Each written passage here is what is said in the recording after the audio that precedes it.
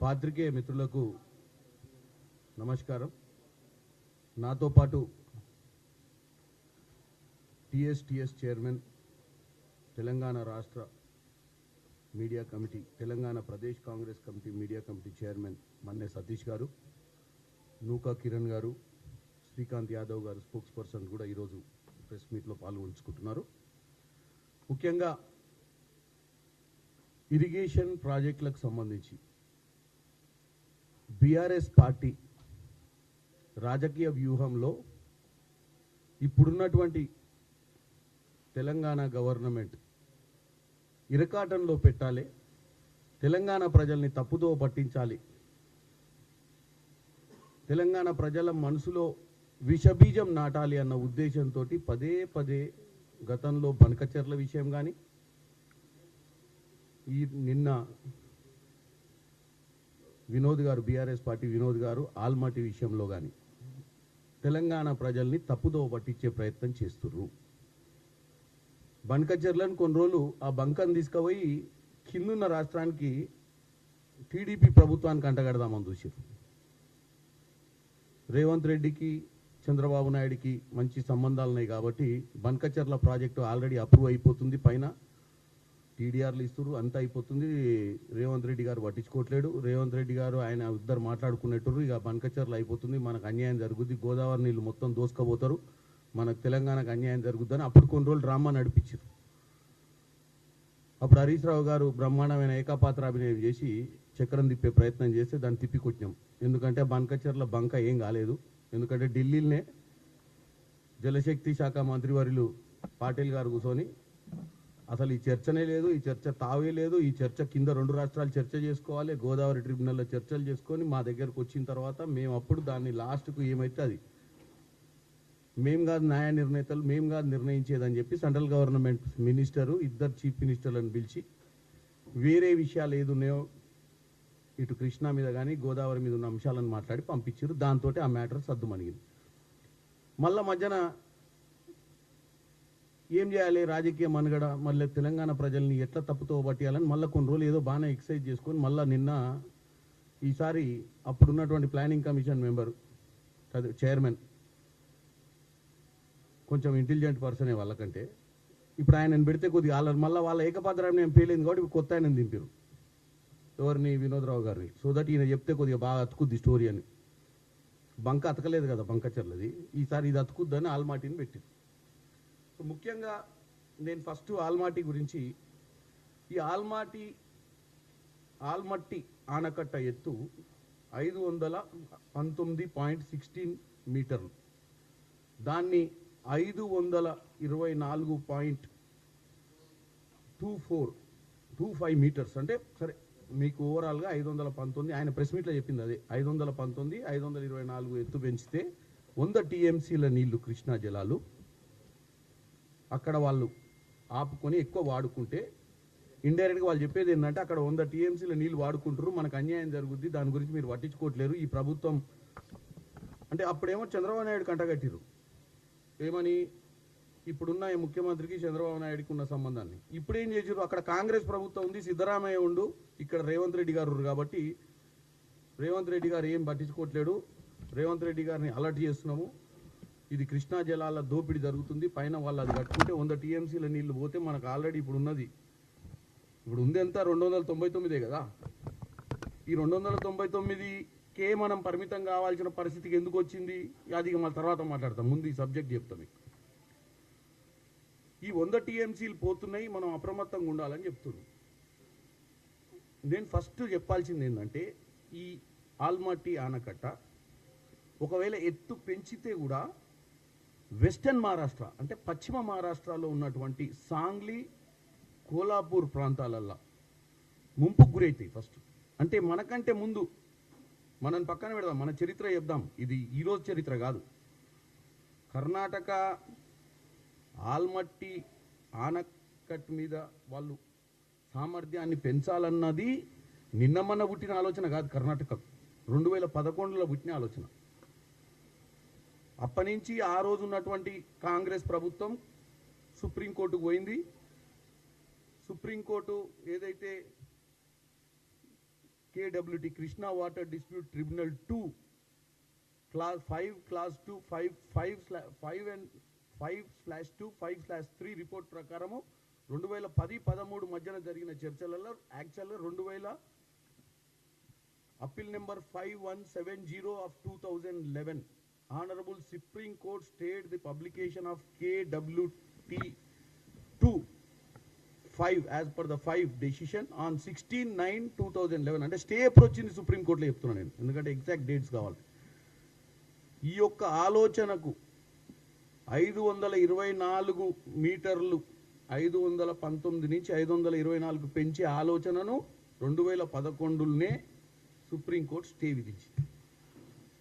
అప్పటి నుంచి ఇప్పటికీ 3 ముఖ్యమంత్రులు, అంటే ఇది 4వ ముఖ్యమంత్రి. 2010లో రోషయ్య గారు ఉంటారు, తర్వాత కిరణ్ కుమార్ రెడ్డి గారు, తర్వాత 10 ఏళ్ళు మహానుభావులు కేసీఆర్ గారు, ఆ తర్వాత ఇప్పుడు రేవంత్ రెడ్డి గారు.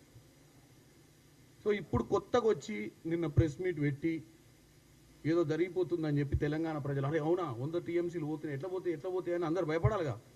తెలంగాణ ప్రజలకు ఏంది, ఈ ప్రభుత్వము అసమర్థతగా ఉంది, అసమర్థ పాలన జరుగుతుంది, వీళ్ళకి ఆలోచన లేదనేది రేకెంతించనికనే ఈరోజు వినోద్రావు గారు ప్రెస్ మీట్ పెట్టి ఆల్మట్టి గురించి తీసి. ఆల్మట్టి అనేది కొత్త సబ్జెక్ట్ కాదు. ఇప్పుడు వాళ్ళు ఏదో 70,000 ఎకరాలు సేకరిస్తుర్రు, కోట్ల రూపాయలు ఖర్చు పెడుతుర్రు. ఈ ఖర్చు పెట్టి ఇవన్నీ చేసి వాళ్ళ డిపిఆర్ పెట్టిన ఖర్చును మొత్తం చూపించి కోర్టులో సబ్మిట్ చేస్తే కోర్టు వాళ్ళ సైడ్ సానుకూలమైంది. అవునబ్బా అంత ఖర్చు పెట్టారు కదా, వదిలేయండి, జర్రనేగా పెంచుకోనియండి అని చెప్తుంది, కాబట్టి మీరు అలర్ట్గా ఉండండి అని చెప్పే ప్రయత్నం ఆయన చేసిండు నిన్న. ఎట్టి పరిస్థితుల మొన్న చెప్పిన బనకచెర్ల విషయంలోనైనా ఇప్పుడు ఆల్మట్టి విషయంలోనైనా తెలంగాణలో ఉన్నటువంటి కాంగ్రెస్ పార్టీ ప్రభుత్వం ఎట్టి పరిస్థితుల్లో కూడా కాంప్రమైజ్ కాదు. ఫస్ట్ ఎందుకంటే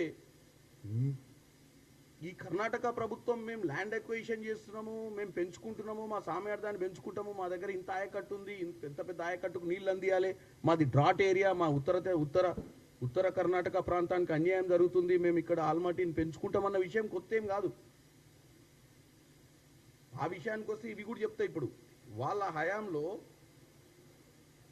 2022 అఫిడవిట్ ఫైల్ చేసిర్రు, ఫోటోగ్రాఫ్స్ తోటి, డాక్యుమెంట్స్ తోటి, కంప్లీషన్ ఆఫ్ వర్క్ స్టేజ్ తోటి.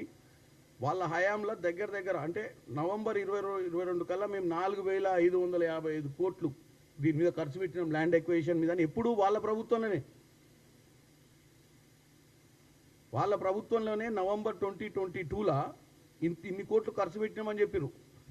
ఇంకోటి, state of Karnataka has filed an additional affidavit dated on 8/11/2021 అంటే బీఆర్ఎస్ ప్రభుత్వం ఉన్నప్పుడే revealed that additional affidavit has revealed that it has already spent 13,321 crore by September 2021 for infrastructure related to Upper Krishna project stage 3 including canals, drainage systems, land acquisition, rehabilitation and resettlements, R&R measurements.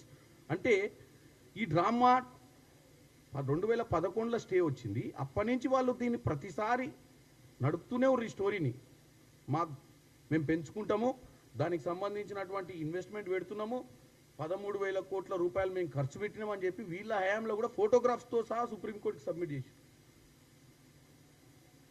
మేము ఇప్పుడు ఏంది, ఇప్పుడు మేము కాంగ్రెస్, అక్కడ కాంగ్రెస్ ఉంది, వీళ్ళిద్దరు కలిసి మన చేతులు కలిపి ఆడ 100 టీఎంసీలను పక్కతో పట్టిస్తారేమోనని చెప్పి ఆయన వచ్చి చెప్తే ఇక్కడ తెలంగాణ ప్రజలు అమ్మ ఎంత అన్యాయం చేసినాం, మనము అనవసరం కాంగ్రెస్ పార్టీని గెలిపించుకున్నాం, బీఆర్ఎస్ పార్టీ ఉంటే 100 టీఎంసీలు మిగిలేదు కదా అనే ఆలోచన రావాలని మాట్లాడినట్టే ఉంది తప్ప ఎందుకు ఈ సబ్జెక్ట్ కొత్తది కాదు.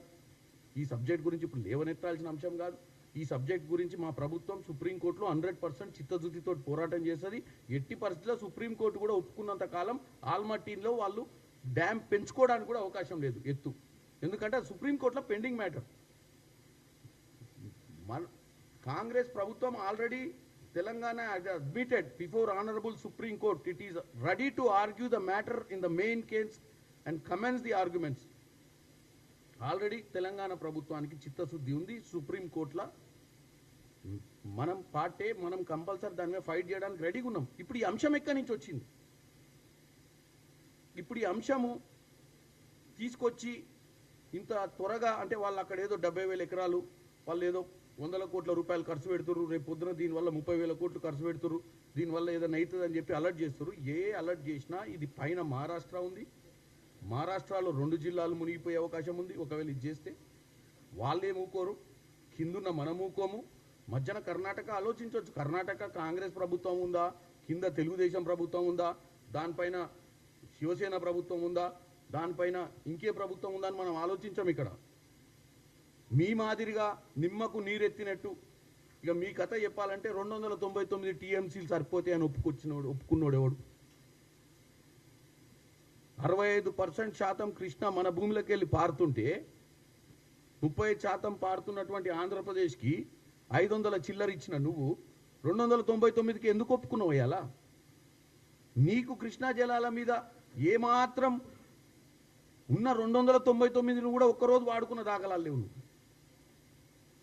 శ్రీశైలం దాకా వచ్చిన నీటిని అడ్డగోలుగా ఏపీకి మళ్ళీ ఇచ్చినటువంటి దాఖలాలు నీయే కదా. రాష్ట్రంలోకి ఎంటర్ అయిన నీళ్ళనే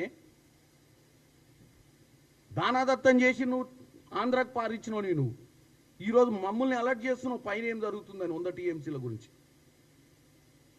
మేము నువ్వు జరగబోతుందేమో, జరుగుద్దేమో, కర్ణాటక వాడు 100 గట్టి 100 టీఎంసీలు హైట్ పెంచుకొని 100 టీఎంసీలు నింపుకుంటాడేమో. అరే నింపుకుంటాడేమో ఏమో కాదు, ఇది జరిగింది చెప్తున్నా. పోతిరెడ్డిపాడు గండిని డబుల్ చేయడంలో రాయలసీమ లిఫ్ట్ ఇరిగేషన్ స్కీమ్లో 10 టీఎంసీలు ఎత్తిపోసేందుకు సహకరించింది ఎవరు? ఆంధ్రప్రదేశ్కి ఎవరి ప్రభుత్వంలో జరిగింది? అది నీ ప్రభుత్వంలో జరగలేదా? కేవలం తెలంగాణలో నేను తప్ప ఎవరు ఉండొద్దు, నా పేరు నేనే తెలంగాణ తెచ్చిన, ఈ తెలంగాణకు నేనే మొదలు నేనే ఆఖరి లెక్క రాజ్యం వెళ్ళావు నువ్వు.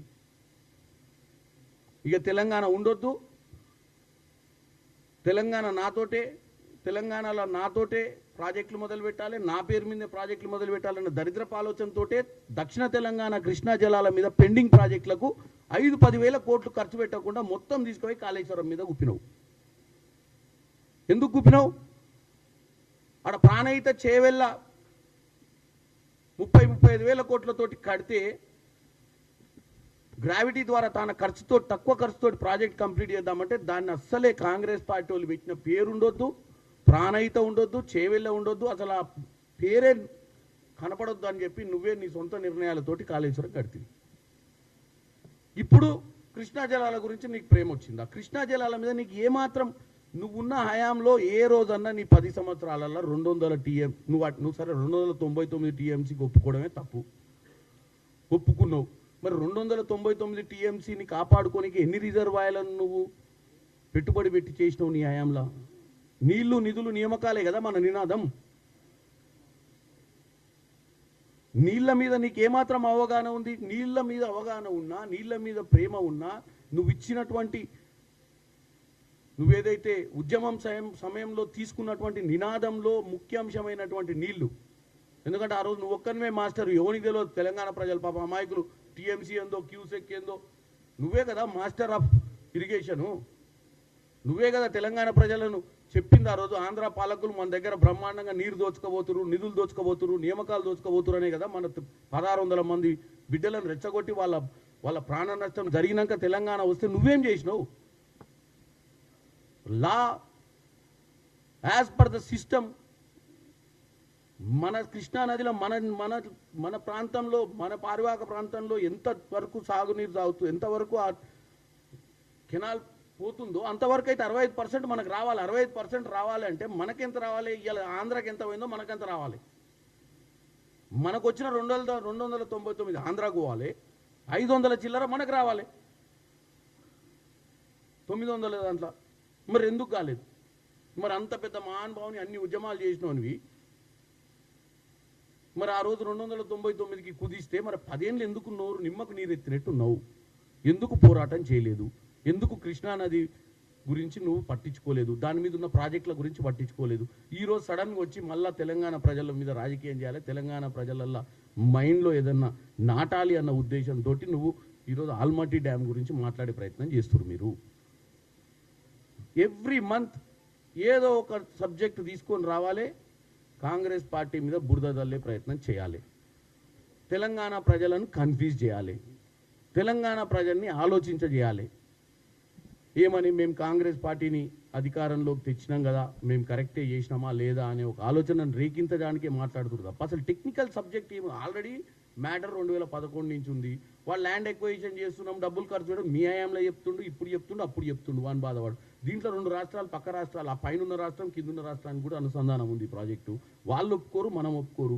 నిజంగానే మనం ఏమన్నా కోట్ల తెలంగాణ తరపు నుంచి వాదనలు చేయకపోతేనో, మనం తెలంగాణ తరపు నుంచి ఆ ప్రాజెక్ట్కి అనుమతులు ఇవ్వడానికి మనం ఎన్ఓసి ఇస్తేనో, మనం ఏమన్నా పోయి ఆల్రెడీ కర్ణాటక ముఖ్యమంత్రితో మాట్లాడి మీరు కట్టుకోండి అబ్బా 100 టీఎంసీ, మాకు ఏం అభ్యంతరం లేదు, మాకు బ్రహ్మాండంగా 299 ఎక్కువైపోయినాయి, మీరు ఒక 100 తీసుకొని మాకు 199 సరిపోద్దని చెప్పడానికి ఏమన్నా ఉందా అంశమీడ? మీరు చేసిన దరిద్రపాలనతో 299 వచ్చిన 299 ఎట్లా కాపాడుకోవాలని చెప్పి మేము ఆ శ్రీశైలం లెఫ్ట్ బ్యాంక్ కెనాల్లో ఉన్నటువంటి ఇప్పుడు ఆ సొరంగ మార్గాన్ని మళ్ళీ మొన్న జరిగిన తర్వాత మళ్ళీ దాన్ని ఇమీడియట్గా చేసాం. అది ఎప్పుడో చేసి ఉంటే ఈ 299 కాదు, మనకు అసలు రిక్వైర్మెంట్ బయటపడేది. ప్రాజెక్టులు కంప్లీట్ చేసి ఉంటే పాలమూరు రంగారెడ్డి ఎస్ఎల్బిసి టన్నలు ఇవన్నీ కనుక మీరు 5,000 కోట్లు 10,000 కోట్లు పెట్టి ఉంటే 5-6 లక్షల ఎకరాలకు నీళ్లు సాగేది. వాస్తవంగా తెలంగాణ బిడ్డలకు తెలంగాణ తెచ్చుకునేందుకు నీళ్ల విషయంలో న్యాయం జరిగేది. ప్రాణహిత చేవలను అట్లనే కట్టి ఉంటే ఇవాళ హైదరాబాద్కి రావాల్సినటువంటి మంచినీళ్ళు కూడా బ్రహ్మాండంగా వచ్చేటి గండిపేటకు. ఇవాళ నువ్వు దాన్ని కూడా కన్ఫ్యూజ్ చేసి మొన్న ఒక ఆయన కేటీఆర్ గారు ఆ విషయంలో కన్ఫ్యూజ్ చేస్తుండు. మేము అసలు 1,100 కోట్లకే నీళ్లు తెద్దాం అనుకున్నామని, వీళ్ళు 7,000 కోట్లకు తెస్తాడని. అసలు ఆ 11 కోట్లది ఏదన్నా దాని మీద రీసెర్చ్ చేయలేదు, దాని మీద టీడీఆర్ లేదు, దాని మీద చర్చ లేదు. దాన్ని కొండపోచంపల్లి నుంచి తీసుకొస్తావా, కేశవాపురం నుంచి తీసుకొస్తావా, కేశవాపురం నుంచి మరి గండిపేటలకు ఎట్లా తీసుకొస్తావా, అసలు కేశవాపురం కట్టినవా? రేవంత్ రెడ్డి గారు 20 టీఎంసీ నీళ్లు భవిష్యత్తును ఆలోచించి, మూసీని ఆలోచించి, మంచినీళ్ళని ఆలోచించి ఆయన డైరెక్ట్ మల్లన్న సాగర్ నుంచి తెస్తుండే, ఎందుకంటే అక్కడ 50 టీఎంసీలు ఉన్నాయి కాబట్టి. నువ్వు కేవలం వచ్చి ప్రెస్ మీట్లో ఏమన్నావు, తెలంగాణ ప్రజల్ని కన్ఫ్యూజ్ చేయడానికే మేము 1,100 కోట్లకే తెద్దాం అనుకున్నాం, రేవంత్ రెడ్డి వచ్చి 7,000 కోట్లు చేసిండు దాన్ని అన్నావు, వెళ్ళిపోయినావు. ఇక అసలు దాని మీద ఏం చెప్పలే. ఇక అసలు ఎక్కడి నుంచి తెద్దాం అనుకుండు, 20 టీఎంసీలు ఎట్లకెళ్ళి తెద్దాం అనుకుంటుండు. కొండపోచమ్మ పెళ్లి కెపాసిటీ 15 టీఎంసీలు, అది ఇరిగేషన్. అక్కడ ఉన్నటువంటి ఆయకట్టు రైతులు ఊకోరు, ఆ 15 టీఎంసీలు వాళ్ళకి సరిపోనుందాడ. మనం ఒక ఆలోచనతోటి కొండపోచంపల్లి నుంచి మల్లన్న సాగర్ నుంచి కొండపోచమ్మపల్లికి తెచ్చి, కొండపోచమ్మపల్లి నుంచి ఈయన మళ్ళీ కేశవపురం తీసుకొని, కేశవపురం నుంచి ఇట్లా తీసుకొచ్చి ఇలా కలుపుతా అని చెప్పి ఒక 4-5 ప్యాకేజీలు చేసి దీన్ని 12-13 వేల కోట్లకు తీసుకుపోయేటోళ్ళు వాళ్ళ చేతిలో పెడితే. ఆఖరికి ఏమో అంటే ఆ కొండపోచంపల్లికి వచ్చేవి కావు, ఈ కేశవపురంకి వచ్చేవి కావు, ఈ కిందికి పోయేవో కాళేశ్వరం లెక్కనే ఎక్కడో మధ్యన గులేశ్వరం అయ్యేది, నీళ్లు కూడా వచ్చేవి కావు. ఇప్పుడు మనం ఏం చేస్తున్నారు, రేవంత్ రెడ్డి గారు డైరెక్ట్ మల్లన్న సాగర్ నుంచి 20 టీఎంసీలు డైరెక్ట్ గుంజుకొని గండిపేటలకు తీసుకొచ్చి పర్మనెంట్ డ్రింకింగ్ రిసోర్సెస్ని 365 days 24/7 వాటర్ అవైలబిలిటీ తీసుకురావాలని ఒక పట్టుదలతో పనిచేస్తుంది. బంకచెర్లను తీసుకొస్తారు గోదావరి మీద ముచ్చడి చెప్పనికి. హైదరాబాద్ మంచినీళ్ళు మూసింగ్ చేద్దామంటే దాంట్లో కాళ్ళ కర్రలేనిక చూస్తారు. అట్టెట్ అవుతుంది ఉట్టిగా నేను నోటుకు వచ్చింది చెప్పిపోయింది. ఇవాళ కూడా ఛాలెంజ్ చేస్తున్నావు, 1,100 కోట్లు నువ్వు ఏం డిపిఆర్లు తీసినావు, ఏం అప్రూవల్ ఇచ్చినావు, దాని మీద కేటీఆర్ నువ్వు 1,100 కోట్లను ఉట్టిగా మన ఏదో ఈ మధ్య కేటీఆర్కి మతిస్థిమితం భ్రమించింది. ఒక ఆడ పోతాడు 563 మంది అభ్యర్థులు 3 కోట్లు ఇచ్చారని చెప్పిండు. అరే నువ్వు నీ కింద ఎవడో చేలేగాడు మాట్లాడితే అర్థం ఉంది. నువ్వు స్థాయికి వచ్చినావు, మళ్ళీ రాత్రి పండుకొని ముఖ్యమంత్రి అవుతాను కలలు గంటావు. మాట్లాడేటప్పుడు జర జాస పెట్టి మాట్లాడాలి కదా. 563 మంది అభ్యర్థులు 3 కోట్లు ఇవ్వడానికి కౌంటర్ పెట్టిరే అందాడా, ఎవడు ఫస్ట్ వచ్చి కడతానికి సీట్ ఇస్తామని. నీ హయాంలో అట్లా జరిగేది కావచ్చు, ఎందుకంటే నీ హయాంలో అపోజిషనే లేదు. మీ నాయన అందరిని ఇళ్ళల్లో పెట్టిండు, ఉన్నోని కొనుక్కుండు, ఇంట్లో వేసుకుండు గెలిచిన ఎమ్మెల్యేలను. కాబట్టి నువ్వు ఏం చేసినా నడిచింది. 8 లక్షల కోట్లు అప్పు చేసినా నడిచింది, రాష్ట్రాన్ని కూల్చినా నడిచింది, కాళేశ్వరాన్ని కూల్చినా నడిచింది. మరి ఇప్పుడు అట్లా నడవదు, ఎందుకంటే బ్రహ్మాండమైన అపోజిషన్ ఉంది. అపోజిషన్ లీడర్ వస్తలేడు అంతే, కానీ అపోజిషన్కి ఏమైంది, బ్రహ్మాండంగా ఉంది. అపోజిషన్ లీడర్ వస్తే ఇంకా బ్రహ్మాండంగా ఉండేది అసెంబ్లీకి. మేము రావా నాయన, మా అప్పుడేమో ఓని రాకుండా చేస్తుంది. అప్పుడు రేవంత్ రెడ్డి వస్తాడేమో అని కొడంగల్లా అడ్డగోలుగా పైసలు ఖర్చు పెట్టి రేవంత్ రెడ్డి వస్తే బాగా ప్రశ్నిస్తాడని ఏదో స్కీమ్ వేసి ఒడగొడుతుంది. నీకు 2018 నుంచి 2023 దాకా బ్రహ్మాండంగా ఎంజాయ్ చేసినావు పవర్ని. ఇప్పుడు నేను ఒకటే చెప్తున్నా, కేటీఆర్ గారు ఇష్టం ఉన్నట్టు ఇవాళ వినోద్రావు గారికైనా నిన్నటి కేటీఆర్ 1100 గురించి మంచినీళ్ళ గురించి అయినా ఈరోజు ఆల్మాటి గురించి అయినా మన బన్కచర్ల గురించి అయినా వీటన్నిటి మీద మీరు తెలంగాణ ప్రజల్ని కన్ఫ్యూజ్ చేస్తుర్రు. ఇందులో ఏం జరగకముందే జరిగింది బౌ బౌ బౌ బౌ అనగానే ఏదో అందరు చూస్తారు, ఏదో దొంగలు పడుతుంటారు ఎక్కడి నుంచి అని. అసలు దొంగలు పడ్డది మీ రాజ్యంలో, మీరు పాలించిన రాజ్యంలో దొంగలు పడి దోసుకొని వెళ్ళిపోయారు. దాని గురించి చర్చ మేము చేయకుండానే మీరు ప్రజల్ని తప్పుదోవ పట్టించి మీరు చేసిన దరిద్ర పాలన మర్చిపోవాలన్న ప్రయత్నం చేస్తున్నారు. ఇక పోతే ఏమన్నా ఉంటే మీరు వీలైతే సోషల్ మీడియాలో మాత్రం రోజు మేము మాలాంటి వాళ్ళు ప్రెస్ మీట్ పెట్టగానే 4 నెగేసి మేము మాట్లాడిందని తప్పుడు చూపిస్తారు. మొన్న నేనేమన్నా 2010లో మెట్రో అప్రూవల్స్ అప్పుడు భారతదేశంలో మెట్రో సెకండ్ ప్లేస్ ఏది కిలోమీటర్ వైజ్ చెప్పిన నేను. ఢిల్లీ తర్వాత 72 కిలోమీటర్లతోటి ఆంధ్రప్రదేశ్ మెట్రో సెకండ్ ప్లేస్లో ఉండే. అది కాంగ్రెస్ హయాంలో జయపాల్ రెడ్డి గారు అర్బన్ డెవలప్మెంట్ మినిస్టర్ ఉన్నప్పుడు అప్రూవల్ అయిన ప్రాజెక్ట్. 2017లో ఓపెన్ చేసిన విషయం అనుకోండి, నేను 2010లో ఓపెన్ చేసినని చెప్పిన. వాళ్ళు ఎవరికో రాసి ఇచ్చిన మ్యాటర్ని పెట్టి కొంతమంది ఎంజాయ్ చేసుకుంటారు అక్కడ. ప్రతి ప్రెస్ మీట్లో ఏమైనా పాయింట్ తీయాలి, పాయింట్ తప్పేం లేదు. నేనేమి కేటీఆర్ని కాదు, మా నాయన ఏం కేసీఆర్ కాదు. నేను మధ్యతరగతి కుటుంబం నుంచి వచ్చి ఈ స్థాయిలో వచ్చి ప్రెస్ మీట్ పెట్టి మాట్లాడుతుంటే నేను ఏదో నేర్చుకునే పెడతా కదా. దాంట్లో మీరు నన్ను ఇంత పాపులర్ చేసిందే మీ సోషల్ మీడియా. అసలు మీకు థ్యాంక్స్ చెప్పాలి నేను, లేకపోతే నన్ను ఎవడు గుర్తుపట్టేటోడు. నేనేదో ప్రెస్ మీట్ పెట్టుకొని పోతే నేను పెట్టిన ప్రెస్ మీట్ 3 రోజులు నడిపిస్తారు మీరు. ఎందుకంటే నేను మాట్లాడిన మధ్యలో లైన్లు వీకి ఇక్కడ అతికిచ్చి అక్కడ ఒక ఆమెను తీసుకొచ్చి మాట్లాడించి అక్కడ ఒక ఆయనను తీసుకొచ్చి మాట్లాడితే ఏమైంది? నా సబ్జెక్ట్లో నేను డీవియేట్ గాను, నా ప్రెస్ మీట్లు నేను ఆపను, నా పార్టీని నేను డిఫెండ్ చేయడంలో మీరు ఏదైనా తప్పు మాట్లాడితే నేను డెఫినెట్గా ప్రశ్నించే సత్తా నాకు ఉంది. ఎవడు పుట్టంగానే మహానాయకుడు కాడు. మహానాయకుడు కావాలన్నా సబ్జెక్టు నేర్చుకోవాలన్నా నీ పార్టీలైనా నా పార్టీలైనా రేపు కింద యూత్ కాంగ్రెస్ వాడైనా నీ బీఆర్ఎస్ పార్టీలో పనిచేసిన స్టూడెంట్ వింగ్ వాడైనా నేర్చుకునే నాయకుడు అవుతాడు. హేళన చేయాల్సిన అవసరం లేదు. ఎవడు అడిగితే వాడిని హేళన చేసి ఆడు రాడనుకుంటారే మీడియాకు. మళ్ళీ మేము 4-5 జోకులు వేస్తే ఇటు భయపడి ఇంట్లో అనుకుంటాడు అనుకో. నేనేం అట్లాంటి కాదు. బరాబర్ మీరు ఇట్లాంటి దరిద్రపు మీటింగ్లు పెట్టి ఆల్మాటి గురించి బన్కచర్ల గురించి మంచినీళ్ళ గురించి పిచ్చిగా మాట్లాడి తప్పుడు ఫిగర్లు ఇచ్చి తెలంగాణ ప్రజలను తప్పుదో పట్టిస్తే బ్రహ్మాండంగా వస్తాం, మాట్లాడతాం, చెప్తాం తెలంగాణ ప్రజలకు. ఈ ప్రెస్ మీట్ పెట్టింది మీరు చూస్తారని కాదు, తెలంగాణ ప్రజలు చూస్తారని పెట్టినా. మీ సోషల్ మీడియా వాళ్ళు ఇంత పెద్ద స్క్రీన్లు పట్టుకొని తప్పులు ఏమైనా ఎత్తుకోనిక పెట్టలే. ఇది పెట్టింది ప్రెస్ మీటు. మీరు ఏం మాట్లాడుతారు, మేము ఏం మాట్లాడుతున్నాం, మా ప్రభుత్వం ఏం చేయాలనుకుంటుంది, మీరు మా ప్రభుత్వాన్ని నిందలు ఎట్లేస్తారు, ఆ నిందల్ని తిప్పికొట్టడానికే ప్రెస్ మీట్లు పెడతాం ఇక్కడ.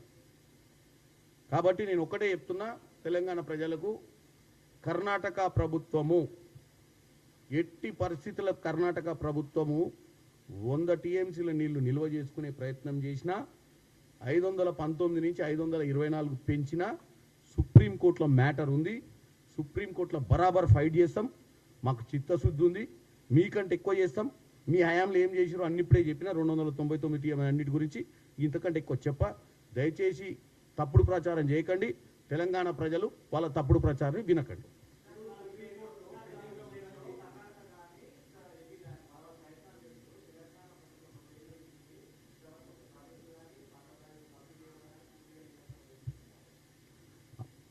మేము వచ్చినాకనే కదా ఎస్ఎల్బీసీ ప్రారంభం చేస్తే ఒక ఇన్సిడెంట్ కూడా అయింది.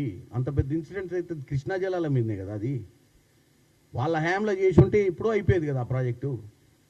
వాళ్ళ హయాంలో ఏం చేసిరా, కాళేశ్వరం తప్ప ఏం చేయలేదు. వాళ్ళ హయాంలో ఏం చేసిరా అంటే వాళ్ళకు అజెండా ఉండే, ప్రాజెక్టుతో పాటు కమిషన్లు కూడా తినే ప్రాజెక్టును చేయాలన్న పట్టుదలతో పనిచేసిరు వాళ్ళు. ఎట్లా తినాలి, ఎట్లా లక్షల కోట్లు ఖర్చు పెట్టాలి, దాంట్లో ఎట్లా కమిషన్ బుక్కాలన్న ఆలోచన వాళ్ళది. ఆయన ఏమంటాడు ఏమంటే కాళేశ్వరం లాంటి ప్రాజెక్ట్ కట్టేందుకు కేసీఆర్ కట్ట అవార్డు ఇస్తారట. ఇక్కడ తీసుకుపోయేది భారతరత్న అవార్డు.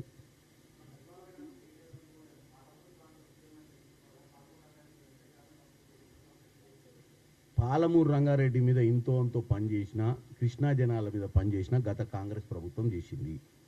10 ఏళ్ళు వీళ్ళ హయాంలా కృష్ణాని ఎండబెట్టిర్రు. ఇంత పెద్ద పీకుడు మాటలు మాట్లాడతారు కదా. 299 టీఎంసీలా ఒకసారి వాళ్ళని వచ్చి ప్రతి సంవత్సరం ఎక్సెల్ షీట్ తీసుకొని రమ్మని చెప్పండి హరీష్ రావు గారిని. 299 టీఎంసీలలో ఎన్ని టీఎంసీలు వాడుకుండో ఆయన హయాంలో. నీళ్ళ కోసమే కదా పోరాటం చేసింది. అంటే మేము చేయలేదా దక్షిణ తెలంగాణ వాళ్ళు? ఈయన సిద్దిపేట ఇల్లే కలిసి తెలంగాణ తెచ్చిర్రా? దక్షిణ తెలంగాణను మొత్తం ఎండబెట్టి దక్షిణ తెలంగాణ రైతులను ఎండబెట్టింది వీళ్ళు కాదా? అసలు 299 టీఎంసీలు ఎందుకు ఒప్పుకుంటు చెప్పు? ఇంత తెలివికల్లోడు ఎందుకు చేయలేదు? మరి పాలమూరు రంగారెడ్డిని ఎందుకు ఫినిష్ చేయలేదు? అవన్నీ పైన ఉన్న ప్రాజెక్టులు ఎందుకు ఫినిష్ చేయలేదు? ఎస్ఎల్బీసీ ఎందుకు చేయలేదు? దాని మీద చర్చ. నేనేమంటున్నా, ఉట్టిగానే తెలంగాణ ప్రజల ముందు నాకు లాంగ్వేజ్ ఉందనో, ఆయనకు లాంగ్వేజ్ ఉందనో, ఆయన బ్రహ్మాండంగా మాట్లాడతాడనో, వాళ్ళకు ఆల్రెడీ ఒక 15 years ఎక్స్పీరియన్స్ ఉందనో, అది కాదు సబ్జెక్టు. ప్రజలకు అర్థమయ్యేటట్టు చెప్పు. నీ హయాంలో ఏం చేసినావు? 299కి ఎందుకు ఒప్పుకున్నావు? ఆ 299 పోనీ ఎప్పుడైనా వాడుకున్నావా? ఎందుకు వాడుకోలే? కాంగ్రెస్ పార్టీ సగం సగం మిగిలిచ్చిన దక్షిణ తెలంగాణకు సంబంధించిన కృష్ణా జలాల మీద ఉన్నటువంటి ప్రాజెక్టులు సగం కంప్లీట్ చేయాల్సిన ప్రాజెక్టులు ఎందుకు కంప్లీట్ చేయలేదు? కాలువలు ఎందుకు కంప్లీట్ చేయలేదు? ఆ స్టోరేజ్ ట్యాంకులు ఎందుకు చేసుకోలేదు? సింపుల్. ఎందుకు చేయలేదు అంటే ఇందుకే ఉత్తర తెలంగాణలో ఉన్నటువంటి కాళేశ్వరం ప్రాజెక్ట్ కోసం చేయలేదు. ఉన్న పైసలన్నీ ఆడ బోర్లు ఇచ్చిండు. ఇప్పుడు అప్పలపాలైంది రాష్ట్రం. ఇప్పుడు ఏమంటారు? సంవత్సరంన్నరలో మేము 10 ఏళ్ళు వీకంది, మీరు సంవత్సరంన్నరలో మాకు అక్షయపాత్ర ఉందా? ఇట్లా బోర్లు వేసి ఇట్లా దిప్పంగానే అన్ని రానికే. వాళ్ళకి ఏమనుకుంటారు? వాళ్ళు చేసిన దుర్మార్గ పాలనకు రాష్ట్రాన్ని కుప్ప చేసి సెంటర్లో పోసిపోయిర్రు. దాన్ని ఏరి దాని లెక్కలు పత్రం చేసి దాన్ని సెట్ చేసే ప్రయత్నం మేము చేస్తున్నాం. ఓ పక్కన ప్రజా సంక్షేమ పథకాలు, ఓ పక్కన ప్రాజెక్టులు. ఇవన్నీ చేయాలంటే ప్రజలు 5 ఏళ్ళు మాకు ఇచ్చిన సమయంలో సంవత్సరంన్నరకే వీళ్ళు ఎగ్జామ్స్ పెడతా అంటే ఎట్టయితే హాఫ్ ఇయర్లీ ఉంటాయి, క్వార్టర్లీ ఉంటాయి, ఫైనల్స్ ఉంటాయి. వీళ్ళకి ఇష్టం ఉన్నప్పుడు పెడితే వాళ్ళు ఫైనల్ ఎగ్జామ్ రాస్తారా చదువుకోకుండానే?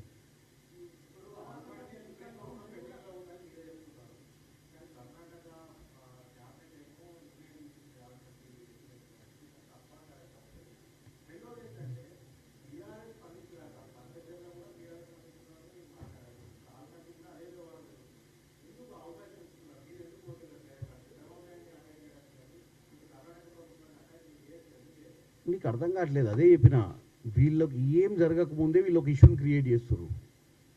ఏ ప్రభుత్వమైనా అక్కడ ఓటర్లను వాళ్ళకు ఉన్నటువంటి అజెండాలు ఇంప్లిమెంట్ చేయాలని ఏ ప్రభుత్వాన్ని, ఇప్పుడు కర్ణాటక ప్రభుత్వం మీద ప్రెషర్ ఉంటుంది ఇంప్లిమెంట్ చేయమని. బనకచెర్ల ప్రాజెక్ట్ కట్టాలని చెప్పి చంద్రబాబు నాయుడుకి ఆలోచన ఉంటుంది. దీనికంటూ ఒక సిస్టమ్ ఉంది కదా, ఎవరు ఇష్టం ఉన్నట్టు వాళ్ళు చేసుకోనికి లేదు. సుప్రీంకోర్టులో మ్యాటర్ ఉంది. నిజంగానే మీరు అన్నట్టు, మీరు ఒక్కటే మ్యాటర్ మీరు అడిగిరు, క్లారిఫికేషన్ ఇస్తున్నా. మీరు అన్నట్టు బనకచెర్ల విషయంలో రేవంత్ రెడ్డి గారికి ఏమో జరుగుతుంది, మనకు ఆడ బనకచెర్ల కట్టడానికి అంత అప్రూవ్ అయిందని చెప్పారు. మరి నిజమా? అది అప్రూవ్ అయిందా? అంతా సెంట్రల్ గవర్నమెంట్ ఒప్పుకుందా? అప్రూవ్ అయిందా? కాలే కదా. కానీ ఏం చేసిరు? ఒక రాయి వేసి చూసారు. సో తెలంగాణలో మొత్తం అదే బనకచెర్ల ఏమో అయిపోతుంది, మన నీళ్లు దోసుకోబోతున్నారు ఆంధ్రోళ్ళు అనేది. అది అయిపోయింది. ఆ ఎపిసోడ్ ఈ మధ్యకాలంలో డిస్కషన్లు లేదు. ఎప్పుడు ఢిల్లీలో చర్చల తర్వాత. ఇప్పుడు ఆల్మాటి అసలు ఆ కోర్టుల మ్యాటర్ ఉంది. కోర్టుకు పోయి కోర్టులో తేల్చుకో. సుప్రీంకోర్టులో మ్యాటర్ ఉన్నప్పుడు నేను పోయి ఆ బౌండరీ దాటిపోయి వాళ్ళ దగ్గర పోయి భుజం మీద ఒకటి ఏం చేస్తున్నారు అని అడుగుతున్నా. మ్యాటర్ సుప్రీంకోర్టులో ఉంది. దాన్ని స్టేట్ గవర్నమెంట్ రిప్రజెంట్ చేస్తుంది. మన అడ్వకేట్స్ అటెండ్ అవుతారు. అడ్వకేట్స్ వాళ్ళు మనం నిజంగానే ఎప్పుడైనా అటెండ్ కాకుండానో ఏమన్నా గ్రీన్ సిగ్నల్ ఇచ్చినట్టు ఉంటేనేమో నువ్వు అన్నట్టు ఏమో జరుగుతుందని చెప్పొచ్చు. అరే వాళ్ళే డిసైడ్ చేసి ఎట్లా ఎక్కడే పార్టీ ఉందో. ఇప్పుడు వాళ్ళకి ఏ పార్టీ, మరి ఇప్పుడు బీఆర్ఎస్ పార్టీకి ఏడలేదు, ఈడ కూడా లేదు మరి పార్టీ. మరి ఏం చేయాలి బతుకులు? ఇప్పుడు పైన మాకుంది, కింద చుట్టాలు, ఆ పైన ఇంకో చుట్టం ఉండని వీళ్ళు చెప్తురు కదా. మరి వీళ్ళకి ఏం లేదు. మరి వీళ్ళు ఎందుకు సున్నా వచ్చినాయి? మాట్లాడేది ఏమైనా మైక్ల ముందేనా ఏమన్నా మాట్లాడతారా పోయి వీళ్ళు?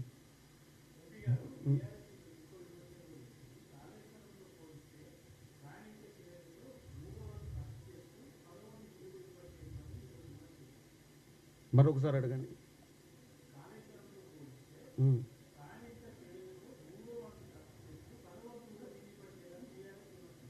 నేను అదే చెప్తున్నా.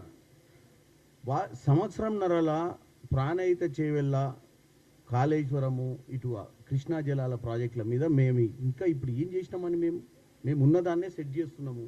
ఉన్న నీళ్ళనే రిసోర్సెస్ని వాడుకుంటున్నాము. ఇప్పుడు వాళ్ళు అనేది ఏంది? అర్జెంటుగా మేము ఆల్రెడీ యూజ్ చేయట 1/3 కూడా యూజ్ చేస్తలేమని ఎట్లా అంటారు వాళ్ళు?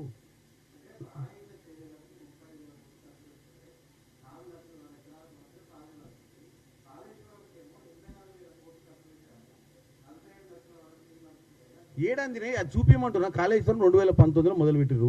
కాళేశ్వరం మొదలుపెట్టినప్పటి నుంచి సరే, అది మేడిగడ్డ దగ్గర పిల్లర్లు కుంగిపోయిన దాకా మాట్లాడదాం. 23 ఎన్ని 4 ఏళ్ళలో మీరు ఒకసారి హరీష్ రావు గారిని అడగండి. ఈ 4 ఏళ్ళలో ఎన్ని ఎకరాలకు నిజంగానే కాళేశ్వరము కూలేశ్వరం కాకముందు కాళేశ్వరం కింద ఎన్ని నీళ్లు పారించారో ఒకసారి మీరే స్టాటిస్టిక్స్ తీయండి. మనం పేపర్ల మీద డిపిఆర్లు వేయడము, 4 గోడల మధ్యన చర్చలు చేసుకోవడము, బ్రహ్మాండమైన ప్రజెంటేషన్లు ఇవ్వడం గొప్ప కాదు. 19 నుంచి 23 వరకు కాళేశ్వరం ప్రాజెక్ట్ కింద ఎన్ని ఎకరాల నీళ్లు సాగు జరిగింది, ఇన్ని లక్షల కోట్లు పెట్టినాం, గన్ని లక్షల ఎకరాలకు నీళ్ళు ఇస్తామని చెప్తుండు కదా. మీరు 1/3కే ఇస్తా అన్నారు 35,000 కోట్లు, నేను 80,000 కోట్లు పెట్టి దానికంటే 3 ఇంతలు ఇస్తున్నా అన్నాడు కదా. అదే కదా మీ ప్రశ్న. మరి 3 ఇంతలు ఇచ్చేటోడు ఇప్పుడు మమ్మల్ని అడుగుడు ఎందుకు? ఆయన లాస్ట్ 3 ఇయర్స్ టర్మ్ చెప్పమని చెప్పండి.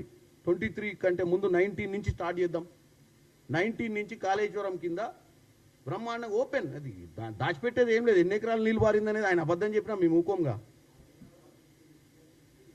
160 టీఎంసీ ఎంత చేయాలి సంవత్సరానికి?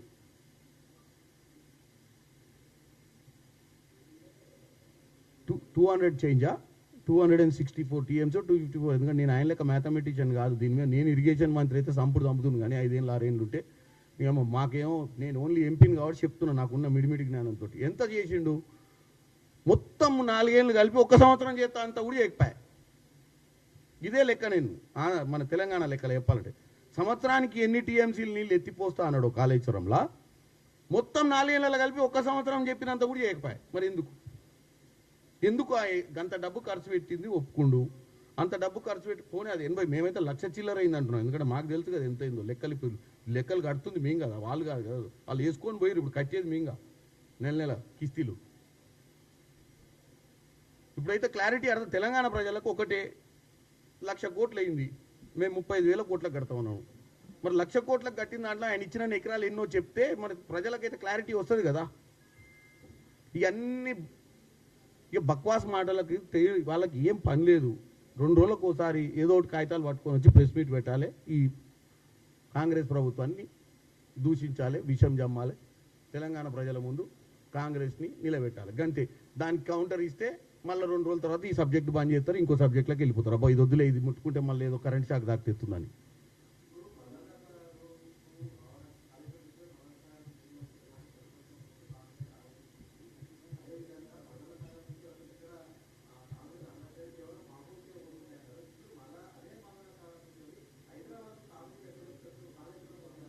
ఇప్పుడు ఏం చేద్దాం? ఇప్పుడు వాళ్ళు మాకేం కక్ష సారింపు సరే లేవు. వాళ్ళు చేసిన ప్రాజెక్టు సరిగ్గా కట్టలేదు, వాళ్ళకి చిత్తశుద్ధి లేదు. మేము దాన్ని ఎట్లా సెట్ చేసి దాంట్లో మల్లన్న సాగర్ ఆల్రెడీ ఉన్నది. ఇది వాళ్ళ ఇంట్లోకి వెళ్ళి పైసలు పెట్టి కట్టింది కాదు కదా, ప్రజాస్వామ్యమే కదా. అరే దాని కెపాసిటీ అంత ఉంది. అప్పుడో ధోరణి ఇప్పుడో ధోరణి నేను లేదు. నాగార్జున సాగర్ కడితే అన్ని పొలిటికల్ పార్టీలు వాడుకునే శ్రీశైలం కట్టి. నేను అన్నది ఏంది, ఆ ప్రాజెక్ట్లో స్కామ్ చేసిరంటున్నాం. ప్రాజెక్ట్ని కట్టడం తప్పు కాదు. వాళ్ళన్న ఫిగర్ల ప్రకారం వాళ్ళు నిజంగానే అన్ని టీఎంసీలు నీళ్ళు ఎత్తిపోసి గన్ని లక్షల ఎకరాలకు నీళ్ళు ఇచ్చుంటే మేము ఎవరో మాట్లాడకపోదును. కేసీఆర్ని బ్రహ్మాండంగా పొగుడుదుము. జవహర్లాల్ నెహ్రూ, విశ్వేశ్వరయ్య కట్టిన ప్రాజెక్టుల గురించి ఎంత గొప్పగా చెప్పుకుంటున్నాం, ఆయన గురించి కూడా చెప్పుకుందాము. అవి పనికి రాలేదు కాబట్టి చెప్పుకుంటున్నాం. వాటిని పనికొచ్చే విధంగా ఎట్లా చేసుకుంటాం మేము. ఇప్పుడు దాన్ని అయితే వాళ్ళు కట్టిరు కదా అని చెప్పి వాళ్ళకున్న దరిద్రం ఆలోచన మాకు లేదు. అంటే కాళేశ్వరం మొత్తమే తుడిచిపెట్టేసి ఇక కాళేశ్వరాన్ని మొత్తం వేసేసి దాన్ని తీసుకొచ్చి వేరే ప్రాణహిత చేయాలని వాళ్ళు మూసినట్టు మనం ముయ్యం. థ్యాంక్ యూ వెరీ మచ్ అండి.